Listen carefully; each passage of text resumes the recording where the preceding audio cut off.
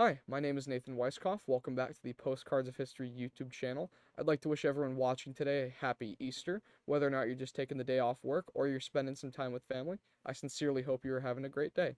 Now, with all that being said, this is actually going to be the first postcard review of the channel. It is going to be thematic to the holiday. And so without further ado, here is the postcard, and let's get into it. So to start things off, we're going to be talking about what's being depicted in the card. As you can see, there's kind of a fallen or injured soldier being knelt over by another soldier. Now, the soldier that's kneeling in front of him is appearing kind of the traditional depiction of Jesus Christ.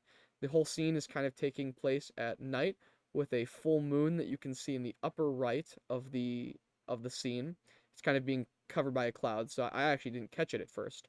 And then the upper left, you can also see kind of a destroyed cart. So it's clearly kind of a battle has occurred and it's now finished, and this soldier is looking after possibly a wounded soldier or perhaps tending to a fallen comrade, and Jesus Christ is appearing to him. So before I move on to the back of the postcard, I'd like to give you some context as to why depictions of Jesus Christ were not only so common in these postcards, but why they were so important to both the soldiers at the front and their families back at home.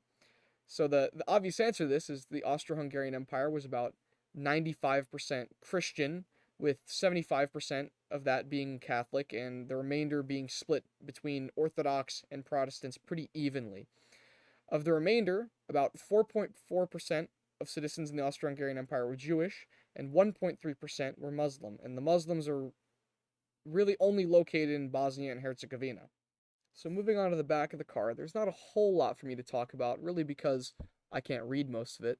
In regards to condition, you can see there is kind of a noticeable tear across the top, but really the big thing that I wanted to mention, especially in regards to the religion aspect, is you can see a postcard stamp, and it's got a crown. And now that crown is the crown of St. Stephen, and it's distinguished because the cross at the top is kind of tilted slightly to the left. And you can even notice this detail on the Austro-Hungarian flag that I'm sure everyone is pretty familiar with.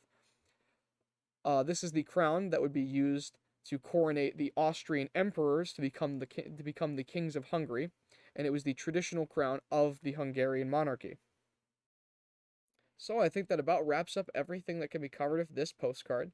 Definitely the goal of these videos is to keep them kind of short, and this is obviously the first postcard review video I've ever done. It's really the first real video on the channel as a whole, so I hope you've enjoyed it.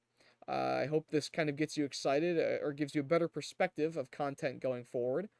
Once again, happy Easter. Thank you for your time in this video. I look forward to seeing you in the next, and you have a great day.